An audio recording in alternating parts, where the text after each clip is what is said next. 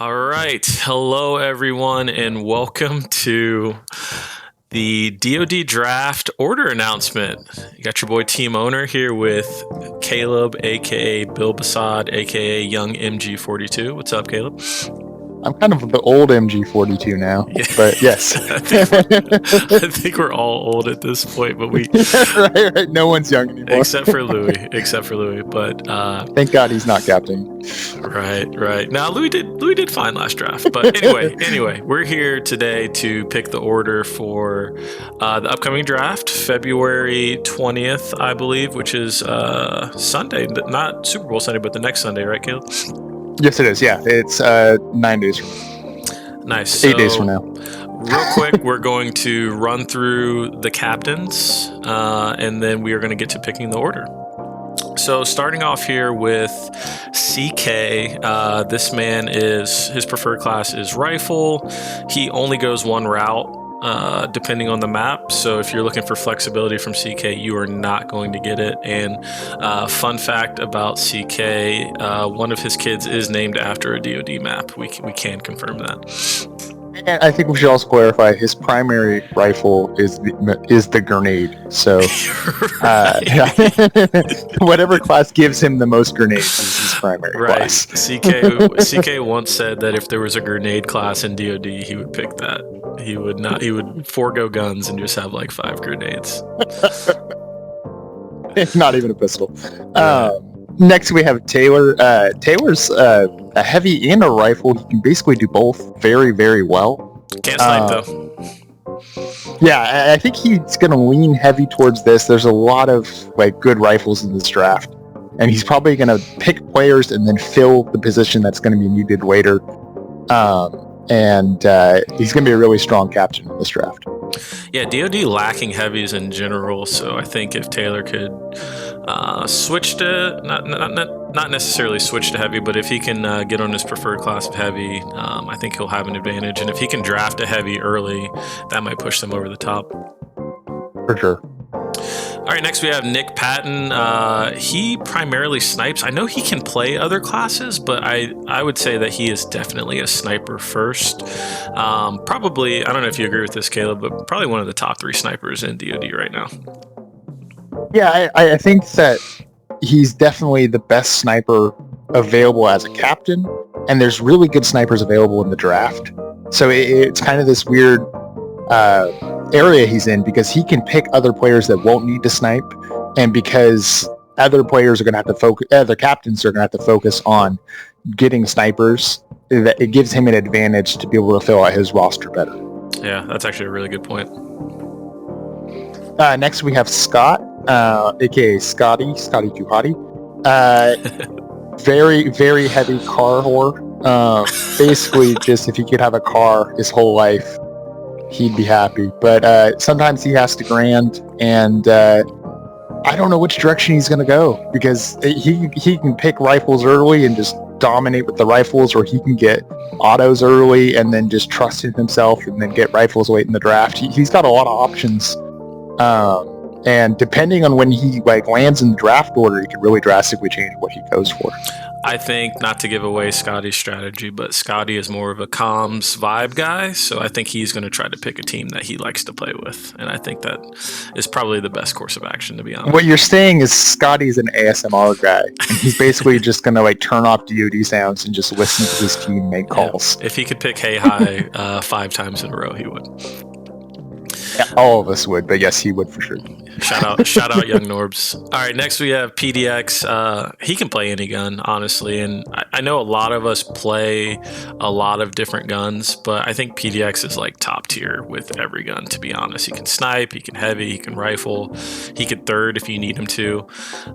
Really a jack of all trades. So yeah, I will be interested to see his draft strategy. I don't know if he's going to go try to pick some of his South American friends, if he's going to try to pick heavies or snipers so that he can play rifle. But I think PDX will be one of the favorite captains to take this whole thing home.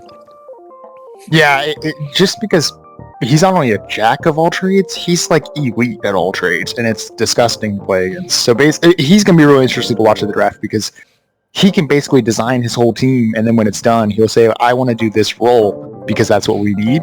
And then the best player on the team's now doing that role. It's ridiculous. Yeah, I almost wonder if he'll want to pick later so he can kind of get the snake action going and get two really good players to round out his team versus drafting higher and you get, a really, really good player, but then you have to wait quite a bit of time before you get your next pick.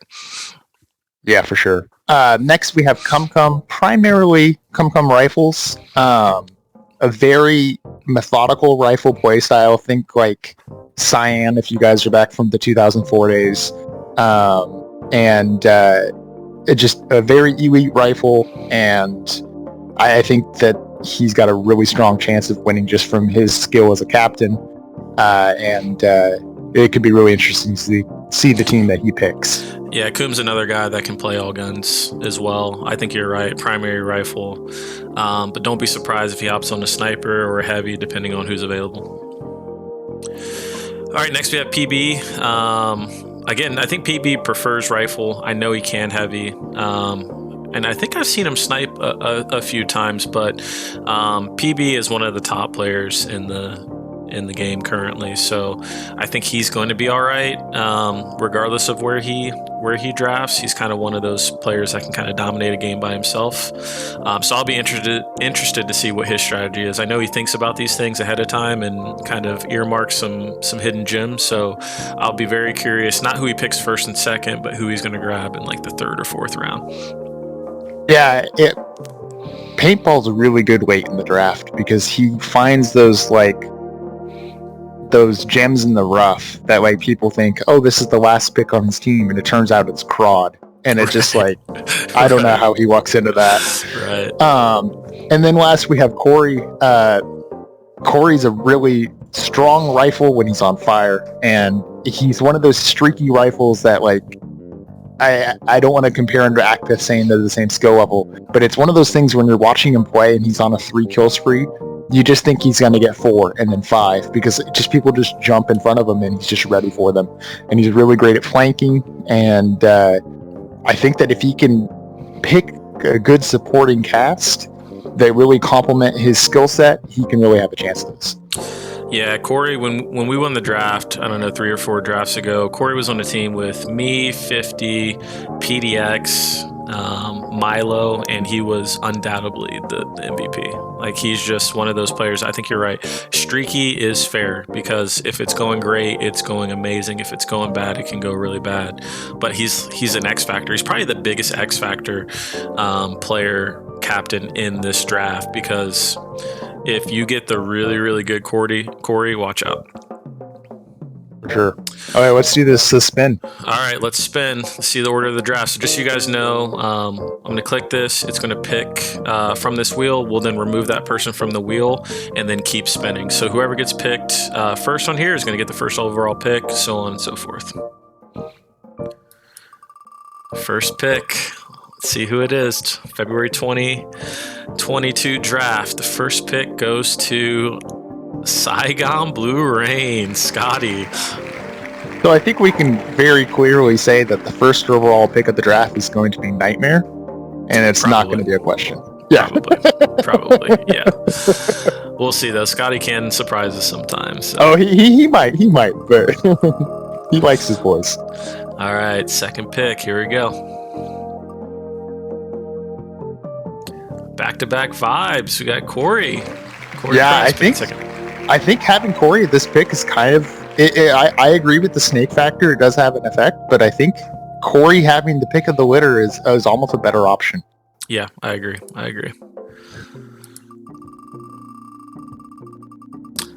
With the third pick in the draft, we have who's going to be. Oh, this is close. It's close. Oh, Taylor. So I think Caleb. I think Taylor goes one of his G skill guys. To be honest, not to kind of give away his strategy too much, but wouldn't be surprising. But I think either one of those guys, if they're open, because I doubt both of them are going to be taken before, like he's going to be a strong option if he picks either of them. Yes, sir. Okay, so we have the top 3 picks chosen. Let's see who goes first.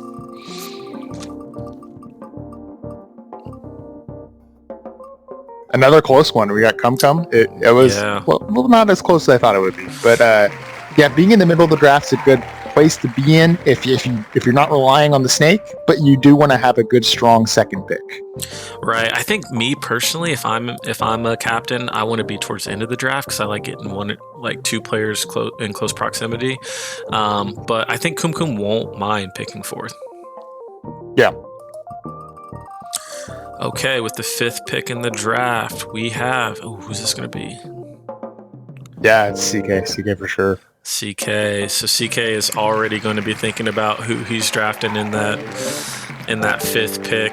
I don't know who he goes with. I guess it's going to largely depend. Once you're in the 5th round, you kind of have to... Or sorry, the 5th pick. You kind of have to see who's available because you have guys that you want, but you don't know if they're going to be selected before you. Yeah, he might get lucky and get a good player right there. All right, we're down to the last 3 picks.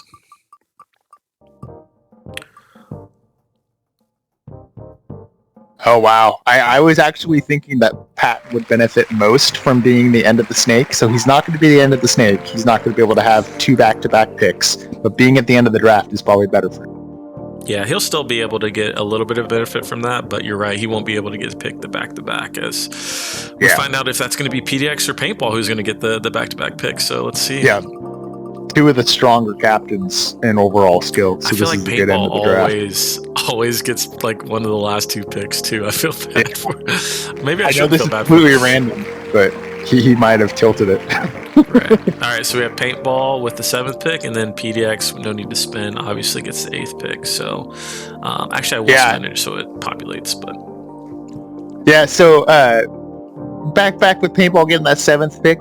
He's not going to have the tail end with that snake, but he is going to be able to pick that one player that might be better than the guy that PDX gets. But PDX is going to be the end of the snake, so that means that he's going to pick a player who's a first-round draft pick, but immediately afterwards, he's going to get the next pick that's the beginning of the 2nd round. And that next pick could be really pivotal if he wants to have like a really strong rifle and a really strong heavy, and he can just back-to-back pick those, or he can pick one lane and just have a really strong lane and trust that he can later in the draft fill the other lanes accordingly. Absolutely. Okay, so just to go through the order one more time, we'll have Scotty picking first, followed by Corey Price. Next is Taylor, followed by Cum, CK, then Patton, and then the final 2 picks, Paintball and PDX. As a reminder, this will be a snake draft, so after PDX picks his first pick, he will immediately take his 2nd pick, and then it will go in reverse order all the way back up. So before we close out here, Caleb, just some reminders. February 20th is the draft. I'm sure a lot of people will be streaming, so maybe when this video comes out, we can put in the description some of the streams. I know Motive, Corey Price, Patton, Paintball all stream. So make sure you check those streams out. But February 20th, I'm not too sure on the time. Caleb, do you know the time that we're kicking off? I don't want to say a time on the channel right now. We'll add a time later because for time zones purposes. That's true. Yeah, and it'll be a long event. It'll be pretty much an all-day event. So make sure you check it out. If you are not following some of the Day of Defeat content creators or streamers, make sure you do that on Twitch and YouTube. Caleb, any final thoughts? No, just youtube.com/teamowner. Follow and subscribe. That's about it. Nice. Well, thanks for joining me. We'll see you guys at the draft. See ya.